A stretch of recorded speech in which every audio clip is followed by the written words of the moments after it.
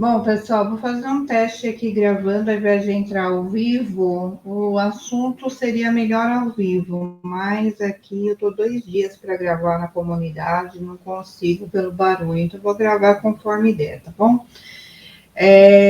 O que a Bíblia diz sobre maldição hereditária? Houve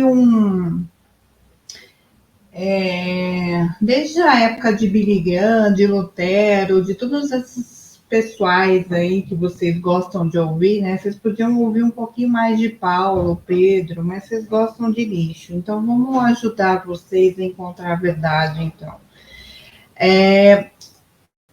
Existe uma falsa graça de Deus pregada, que é a graça sem graça nenhuma, a graça que leva o povo à desgraça, né?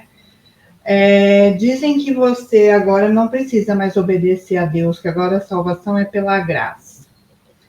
Porque pegam textos fora de contexto, pincelados aí de Paulo, e vira esse monte de pedra de tropeço aqui. Eu vou refutar hoje o bispo Hildo Melo, eu não vou falar que é com respeito, sabe por que eu não tenho muito respeito? Porque levam ovelhas ao abismo, levam ovelhas e almas para o inferno, então eu não sei se eu vou ter muito respeito com pessoas que o fazem, tá bom?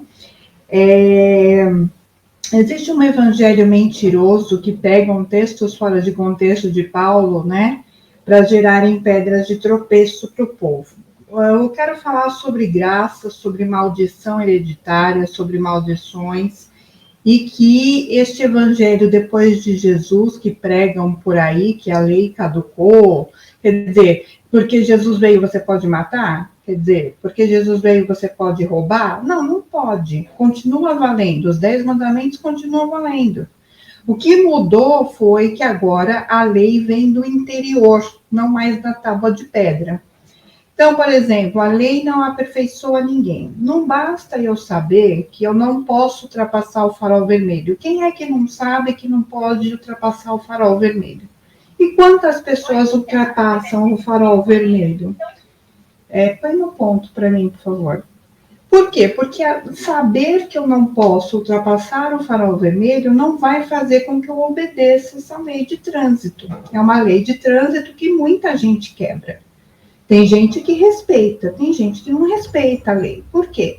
Porque a lei sozinha não obriga ninguém a ser justo. Não consegue fazer justos. É só isso. O que Jesus veio fazer? Ele falou, olha, a lei diz que você não pode adulterar. Eu, porém, vos digo que se você olhar para uma pessoa com desejo impuro, você já adulterou.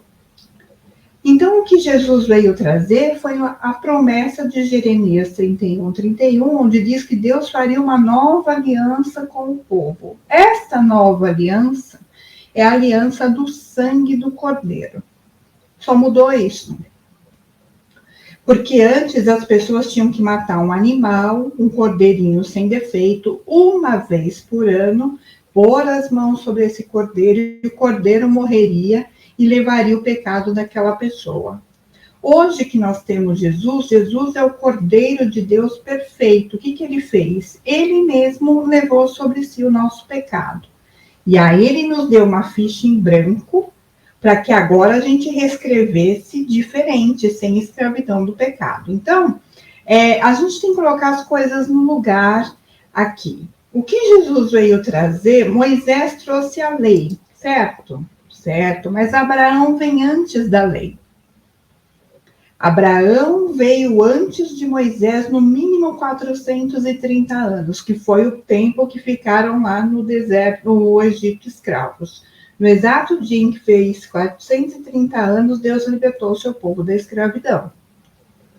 Então, isso representa que nós estávamos debaixo do pecado até vir um libertador, como veio Moisés. E aí, como o povo não conhecia a Deus, porque são 430 anos no mínimo de distância, então um pai falava para o filho falava para o outro filho falava para o outro, aquele telefone sem fio, mas ninguém conhecia Deus ali.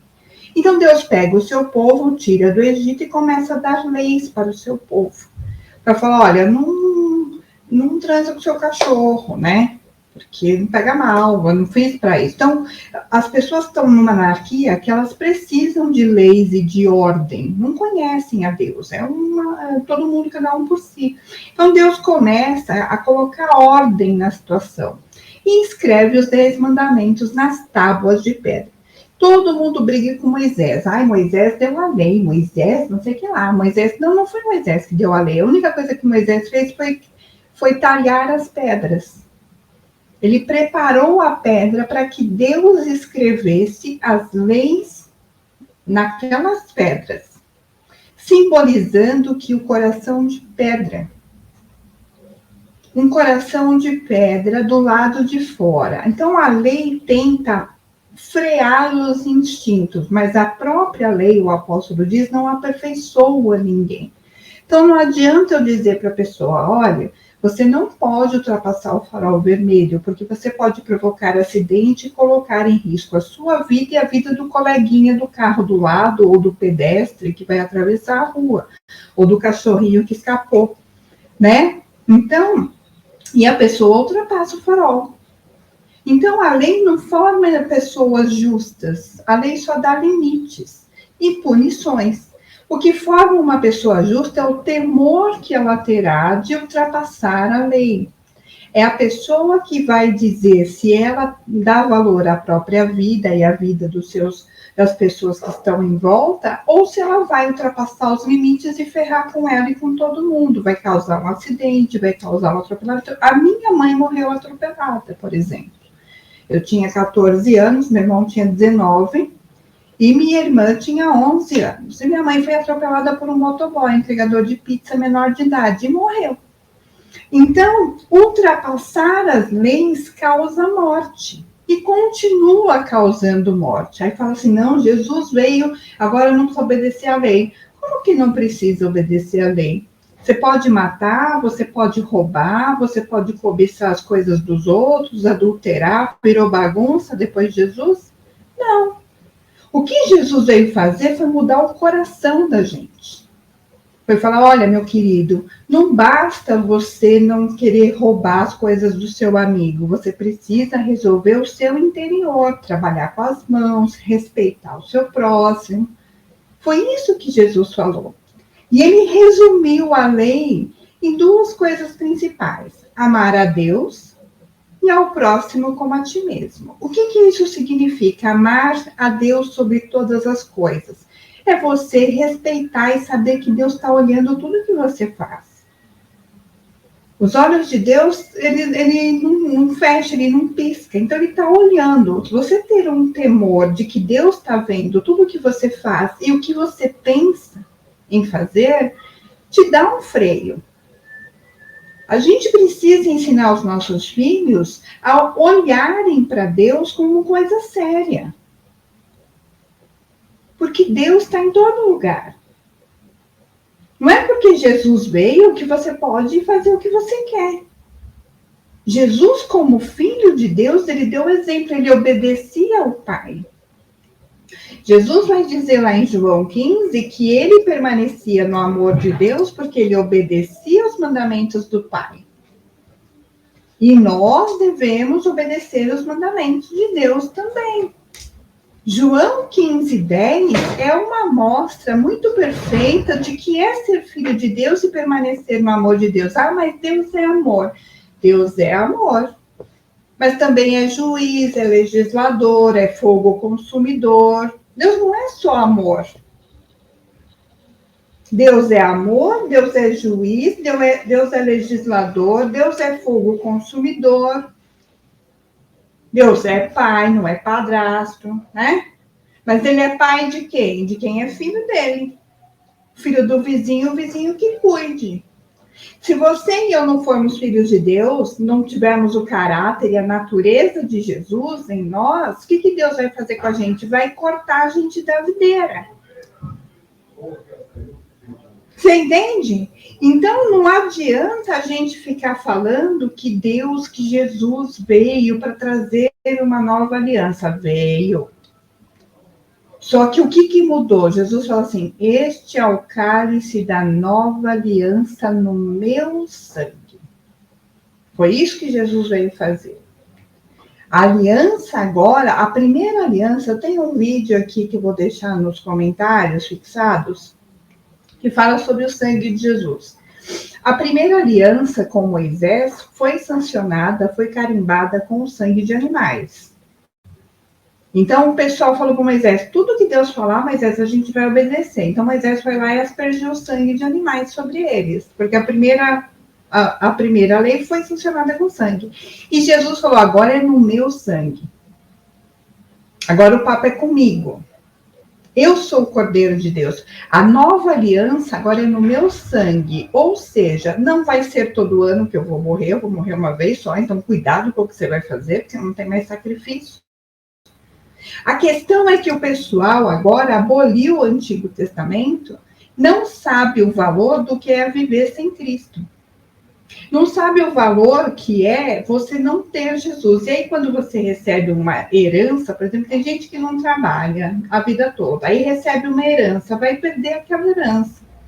Não sabe administrar, não sabe para que serve, aí vai deixar os outros ocuparem, não vai colocar ordem, não vai multiplicar aquela herança, não vai zelar pelo bem, porque não sabe quanto custou.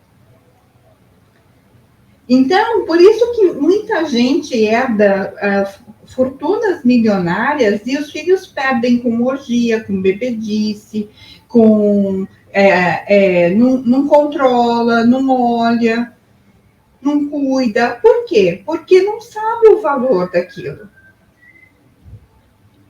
Olha o que diz Hebreus. Eu vou falar de Novo Testamento, só de Novo Testamento hoje.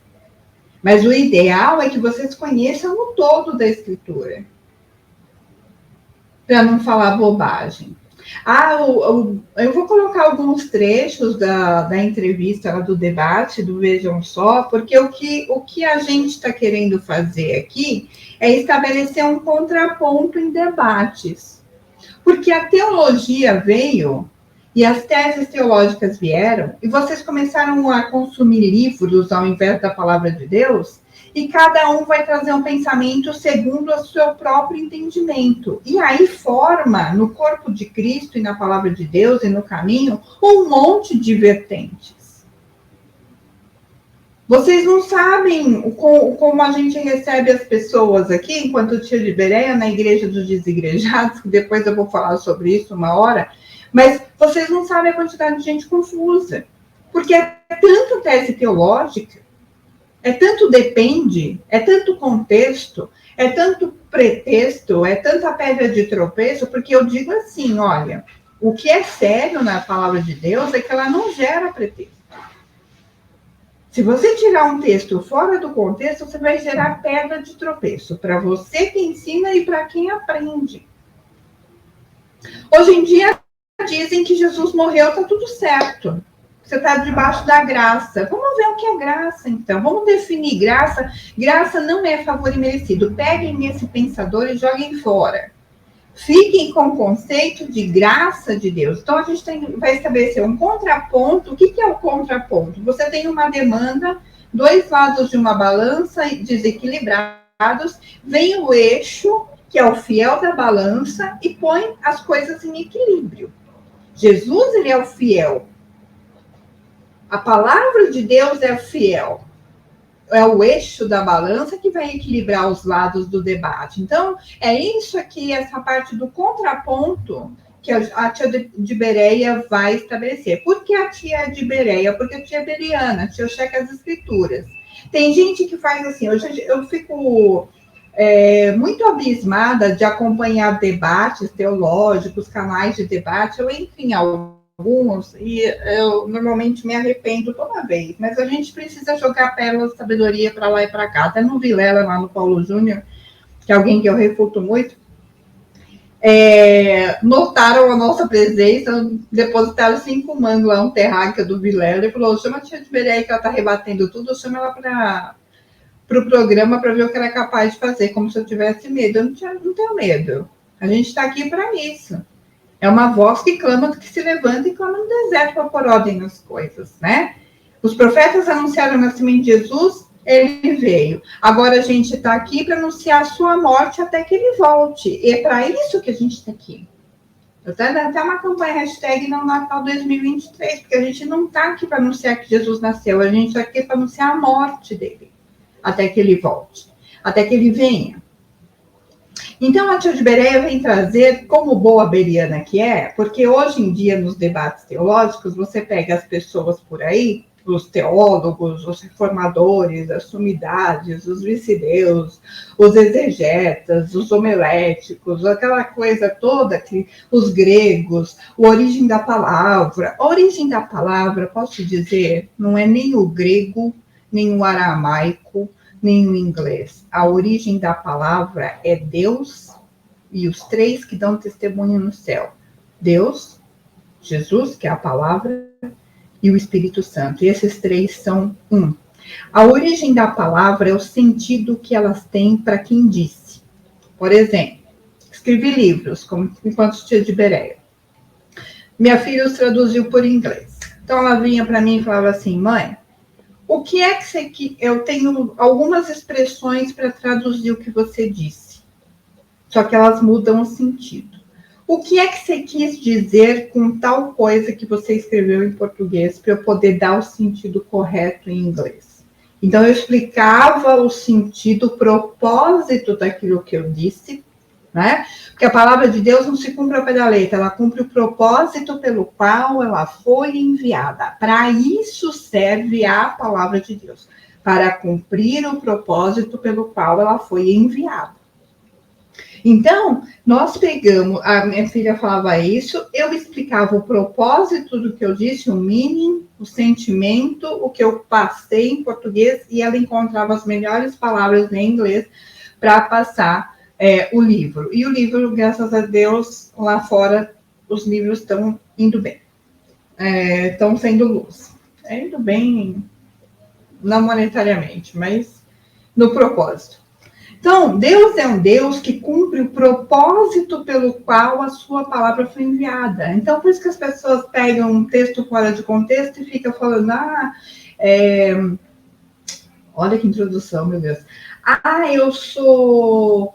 Como é que é? Tudo posso naquele que me fortalece. Então, eu vou fazer aquela ficha de emprego e vou conseguir, porque está escrito, tudo posso naquele que me fortalece. E aí declara aquela palavra, de jejum em cima daquela palavra.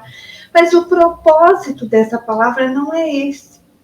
O propósito da palavra que disse, que levou Paulo a declarar, tudo posso naquele que me fortalece, este propósito é, eu posso conseguir ou não conseguir. Deus vai me fortalecer para eu passar por toda e qualquer situação, na abundância ou na falta.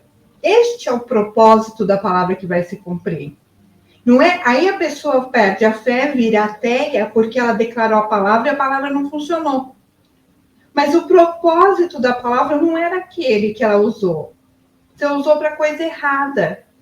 É como se você pegar uma batedeira e quiser que ela cozinhe, ou esquente, igual micro-ondas. Não, o propósito dela é outro. Batedeira não vai bater, o micro-ondas vai congelar, vai esquentar.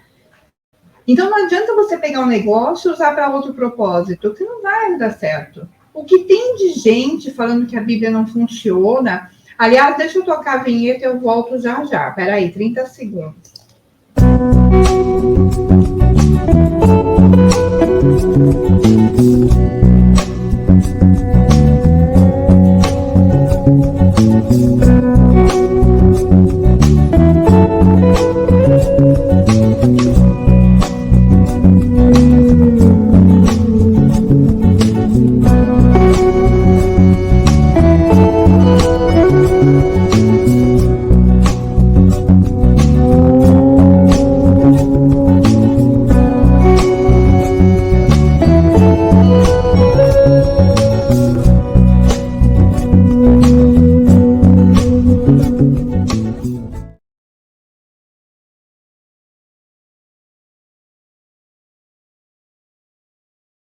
Bíblia e fala, mas não funciona, isso aqui está quebrado, né?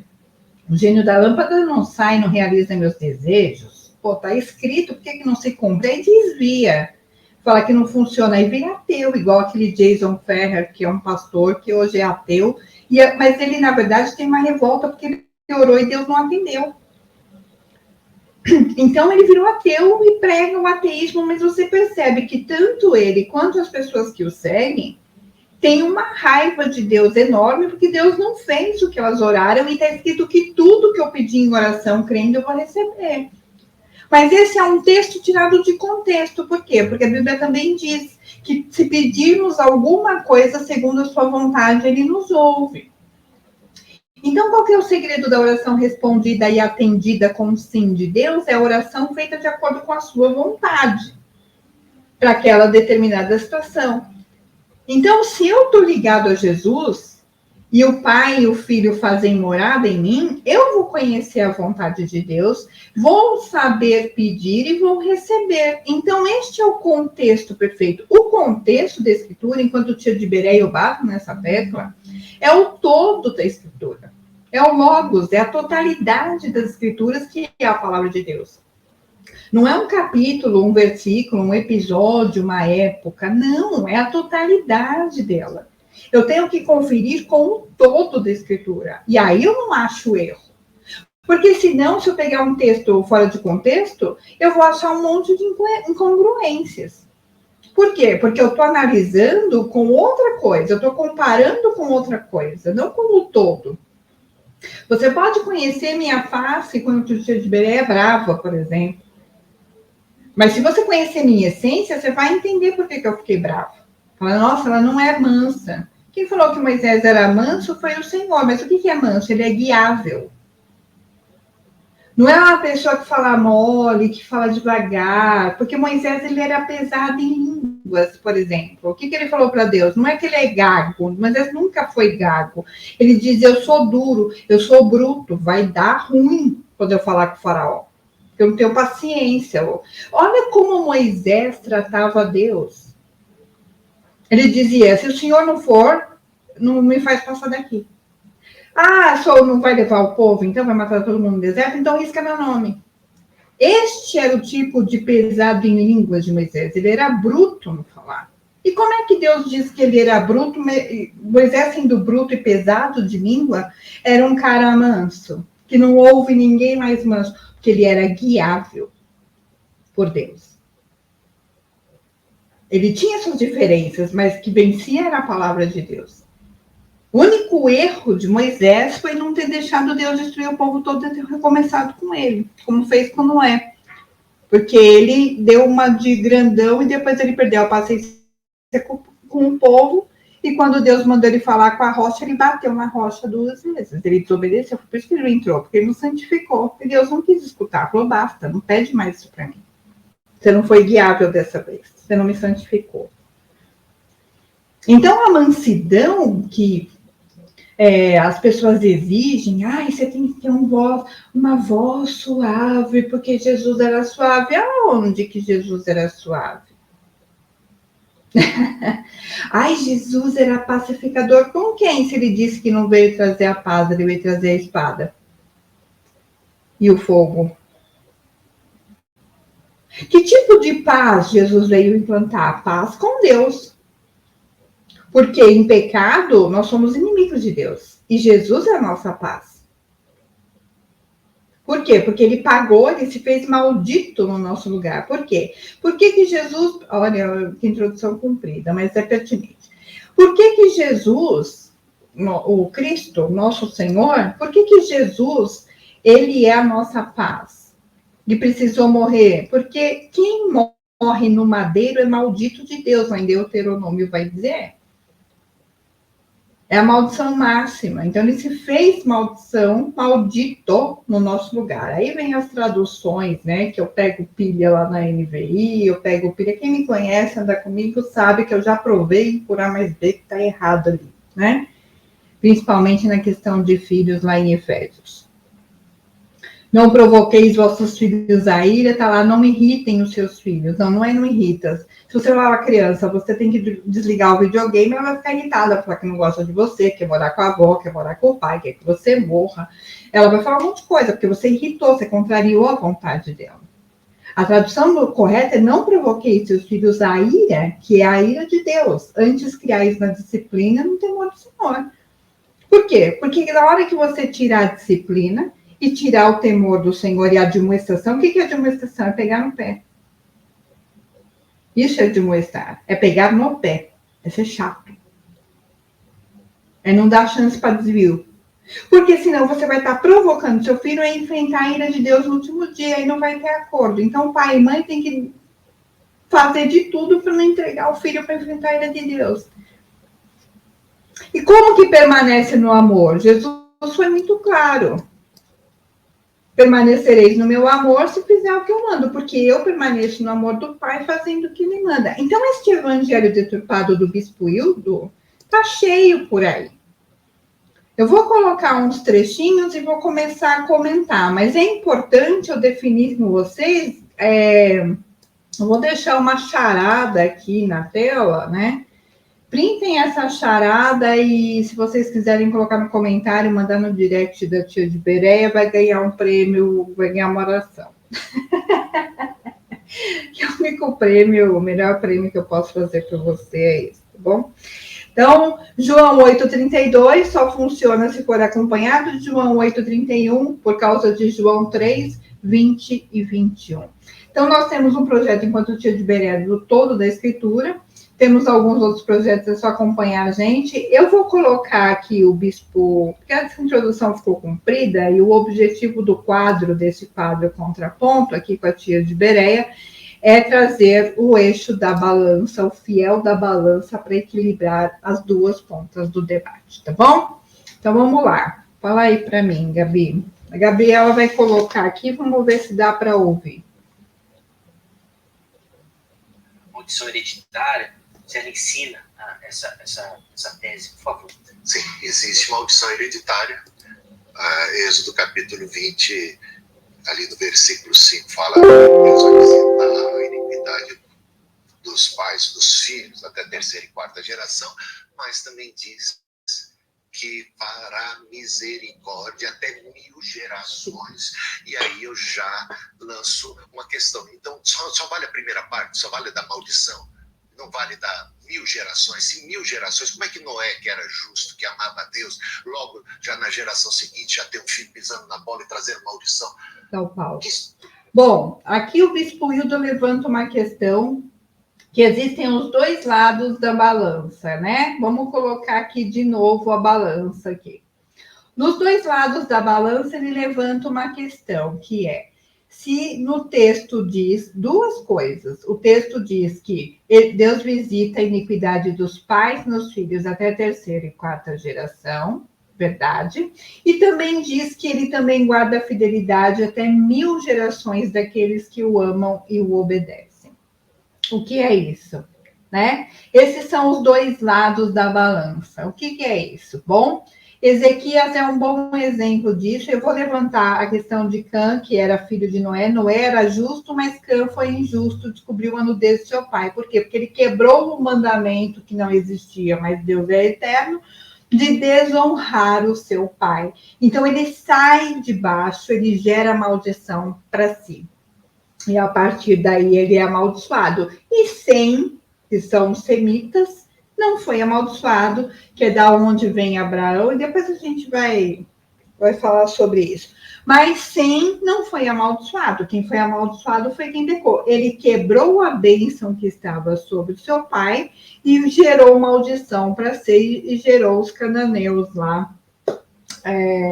Daí para frente, né? Então, você consegue romper um ciclo de maldição ou de bênção se você se vê como Jesus falou assim, olha, quando eu for levantado da terra, todo mundo eu vou atrair a mim mesmo. O que é isso? Como a serpente de bronze que Moisés levantou. Quem era picado olhava para Jesus, se identificava com ele, né? Porque Jesus não morreu sozinho na cruz, isso é uma meia-verdade. A tia de Bereia também diz aqui, direto, tem um selo de bestificado que eu passo para as pessoas, não vou passar para o Bispo Hildo, mas que é uma meia-verdade, gera uma mentira inteira. A meia-verdade é que Jesus morreu pelos pecadores, a mentira inteira foi que ele crucificou o pecador com ele. Eu, pecadora, morri com Cristo e não vivo mais eu.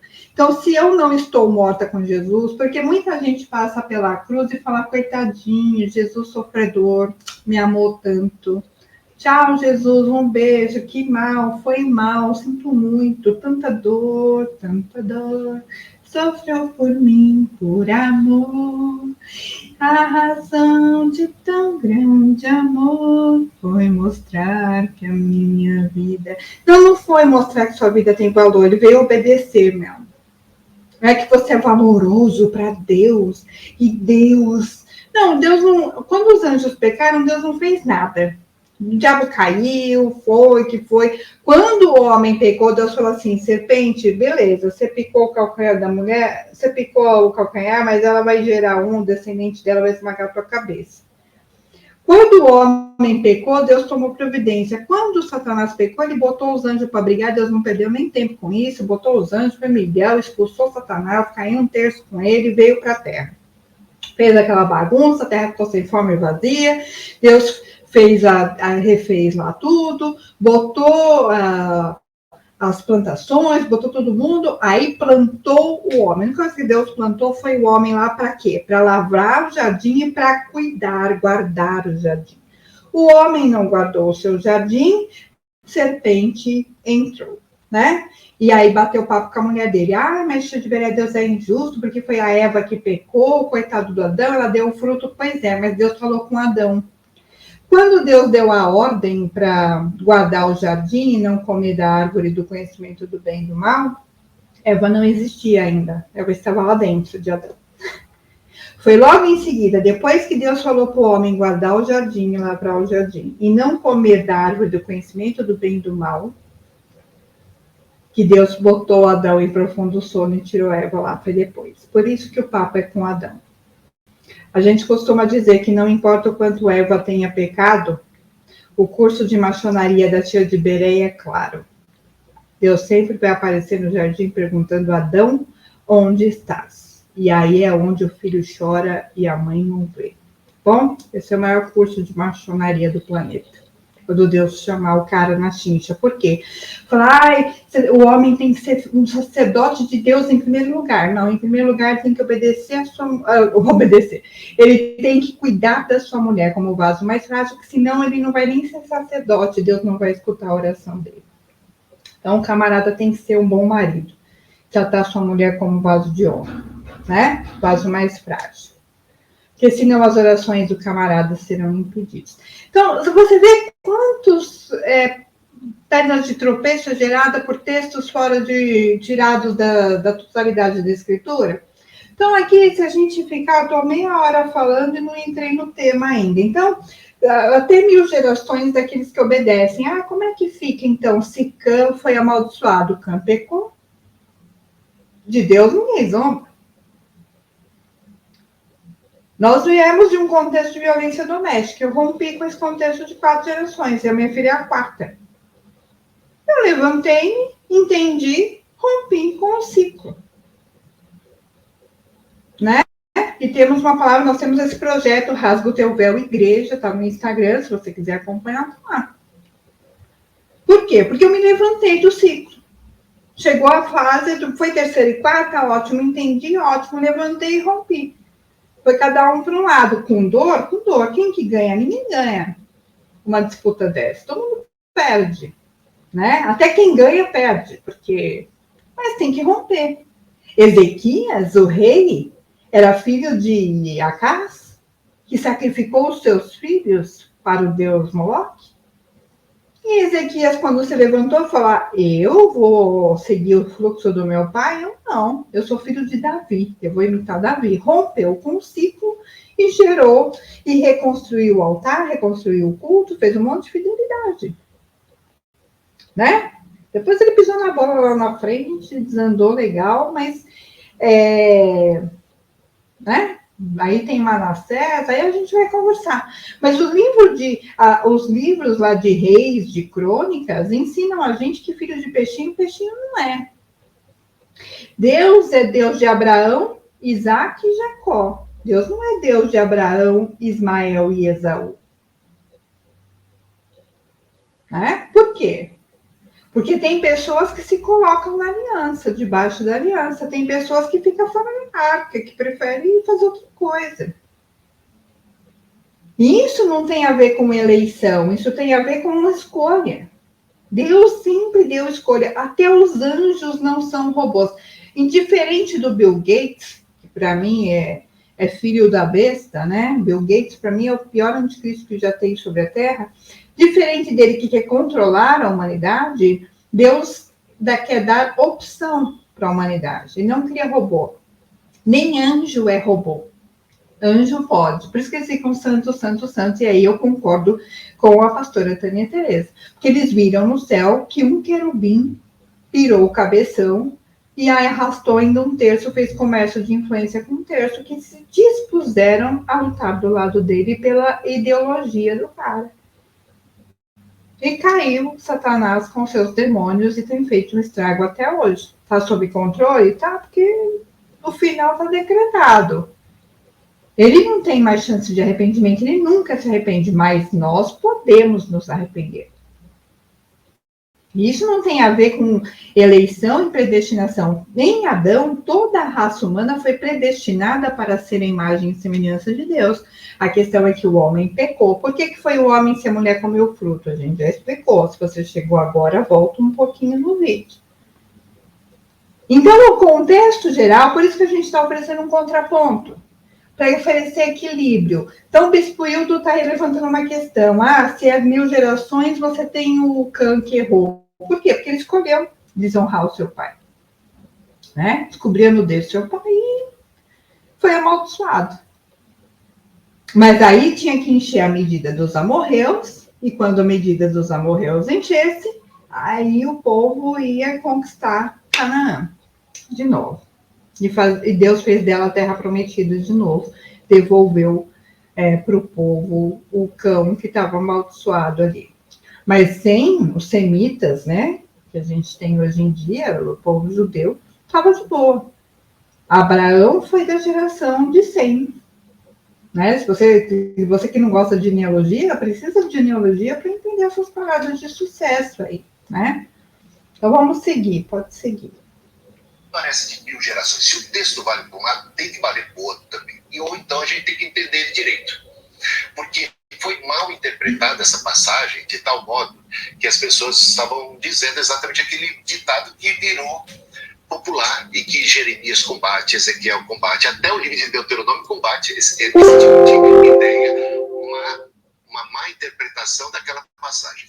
Deus visita assim a iniquidade dos pais, dos filhos até terceira e quarta geração, dos filhos que também repetem os pecados dos pais, que incidem no mesmo erro. Quando você rompe com essa cadeia, e o jeito de romper é arrependimento, e o jeito de romper é você não precisa estar debaixo dela, isso não é uma maldição que recai de maneira assim, mágica, você precisa, porque a maldição, aí é provérbios, a maldição se causa, não se cumpre. E eu diria a mesma coisa da bênção. A bênção acompanha os descendentes de Noé, de um homem abençoado, justo como Noé, os descendentes de Jó.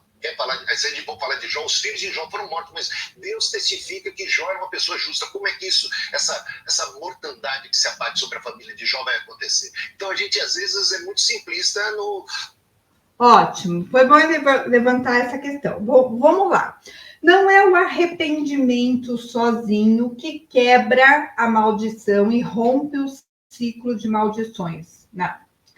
É a mudança de atitude e a nova semeadura. Isso é que muda, tá bom? Você se arrepender é o primeiro ponto, mas você tem que confessar e deixar o pecado e ter sementes novas. Por isso que a Bíblia diz assim: aquele que roubava, não roube mais. Mas ela não para aí. Antes, ela continua. Antes, trabalhe com as mãos. Tem outra coisa no lugar da semeadura, senão aquela semente no mundo espiritual vai continuar rodando. Por exemplo, como é que funciona a maldição hereditária? Vou explicar para você. Quando você vai ao médico, ele vai dizer assim: tem câncer na família? Tem diabético na família? Tem problema cardíaco de pressão alta na sua família? Por quê? Porque você tem uma inclinação genética a ter os mesmos problemas. E aí, você vai fazer os exames. Se você já desenvolveu diabetes, se você já desenvolveu o câncer, você vai tratar o câncer. Se você não desenvolveu ainda, mas os seus pais, seus tios, sua família tem algum caso de câncer ou diabetes ou pressão alta na família, o que vai acontecer? Você vai entrar numa dieta para evitar que aquilo se desenvolva, porque você tem uma predisposição genética a cumprir aquilo. Então, você vai ter mais cuidados do que o seu amiguinho que não tem aquela predisposição. O que é isso? O pecado é assim. Sua família tem uma herança de pecado, por exemplo, sei lá, sexual. E você é uma pessoa que tem esse mapeamento nessa área. Você não desenvolveu isso? Glória a Deus, mas fica atento. Porque você tem uma predisposição no mundo espiritual, tem uma porta aberta ali. Você fechou, mas não vai abrir, não vai bobear. Hoje em dia eu falo, peguem a Bíblia de papel, a sua boa João Ferreira de Almeida, sem nota de rodapé, sem título, sem frescura, peguem ela lá, a ARA ou a CF, eu prefiro até a ARA.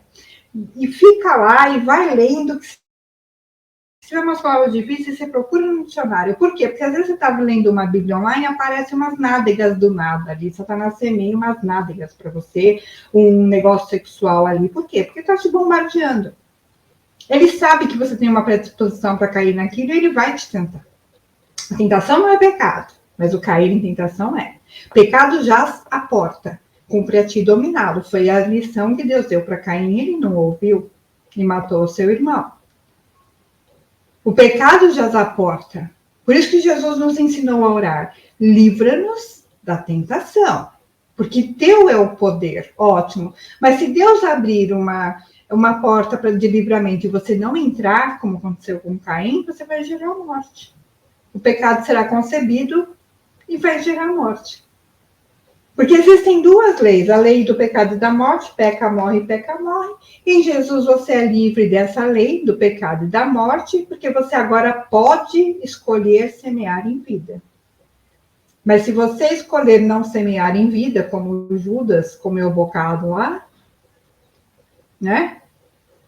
Agora vamos falar de filhos de Jó. Nós escrevemos um livro chamado Deus de Jó, e nós falamos sobre essa questão dos filhos, que tem a ver hoje em dia com os líderes com filhos desviados. Jó oferecia sacrifício pelos seus filhos. Jó era justo, era. Ele oferecia sacrifício pelos seus filhos. Oferecia, mas a Bíblia não diz que Jó ensinava seus filhos. Ele dizia assim, ai, meus filhos estão na festa um do outro nos banquetes. Você sabe se rolar orgia? Porque tem pai e mãe hoje que fala assim, meu filho está desviado. Eu até aos 18 anos levei para a igreja. Agora o problema dele, as escolhas são dele. Não é bem assim. Por que não é bem assim, tia de Bereia? A gente escreveu um livro A Paz de Finéias também, que diz sobre isso. Que os pais são responsáveis pelos seus filhos eternamente, até os seus netos. Essa é a palavra do Senhor. Você vai ensinar os seus filhos e os filhos dos seus filhos. Não acaba aos 18 anos como o mundo prega. Nós não somos desse mundo, nossa lei é outra. O que Deus esperava do sacerdote Eli é que ele disciplinasse os seus filhos e retirassem do sacerdócio, disciplinasse e admoestasse os seus filhos. Já adultos, Deus cobrou isso dele. Finéias já era casado, ia ser pai, sua mulher estava grávida quando Finéias morreu. E Deus mandou um profeta dizer, por que você honra mais os seus filhos do que a mim? Eu estou anulando a promessa com a sua casa. Jó oferecia sacrifício pelos filhos, já era um bom religioso. E lá nesse livro eu explico por que